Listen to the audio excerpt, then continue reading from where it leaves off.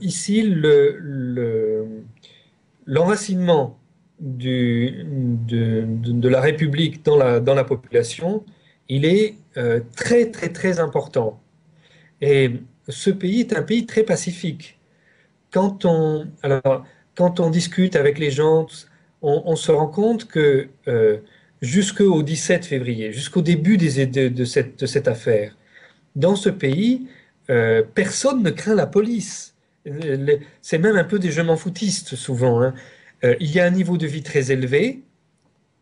Euh, je crois que c'est le 55e pays dans l'indice de développement humain de l'ONU, alors que avant Kadhafi, c'était un pays très pauvre. Bon, maintenant, pour donner un exemple, tout le monde a sa voiture ici. Alors, c'est tellement que tout le monde a sa voiture qu'ils ont progressivement arrêté les transports en commun parce que tout le monde a la voiture. Et là, ça devient terrible puisque la capacité de raffinage est limitée. Donc, il y a une pénurie d'essence maintenant dans le pays. Et l'OTAN, en violation de tous les traités internationaux, empêche l'approvisionnement en essence raffinée. Donc, devant les stations-service, les gens, quand leur voiture va tomber en panne, ils amènent la voiture devant la station-service.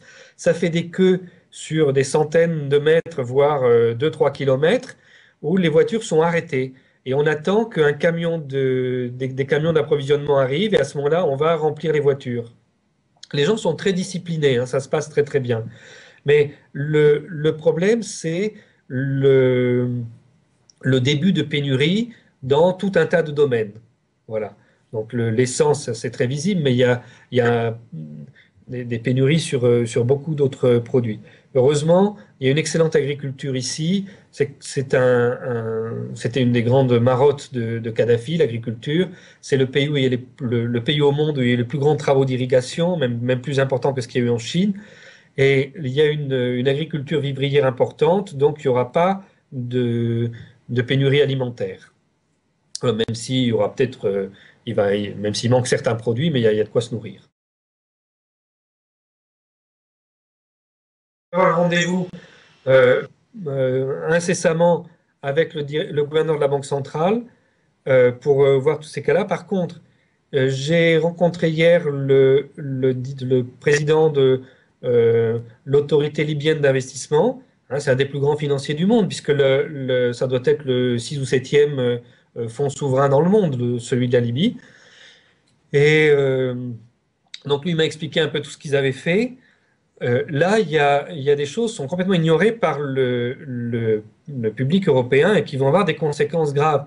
Bon, la Libye, grâce au pétrole et au gaz, dispose de réserves fiduciaires très importantes. Et ils ont décidé, en prévision de l'épuisement de ces ressources fossiles, ils ont décidé de capitaliser cet argent pour les générations futures.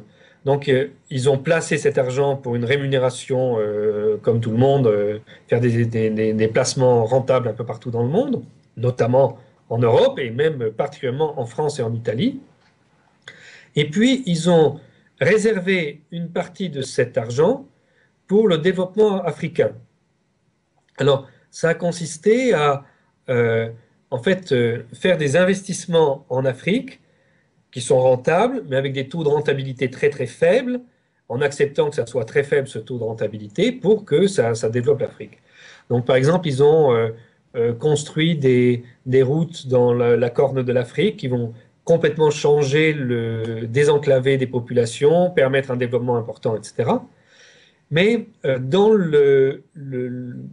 avec le gel bancaire dont ils font l'objet, tous ces projets se trouvent arrêtés. Donc les chantiers sont arrêtés, tout ça dans toute l'Afrique, hein.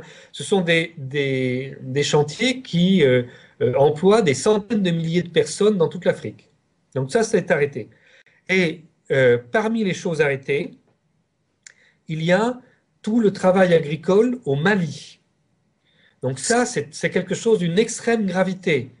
Euh, Cela signifie que euh, euh, toute l'agriculture malienne est en train de s'interrompre au niveau des semences, de tout ça.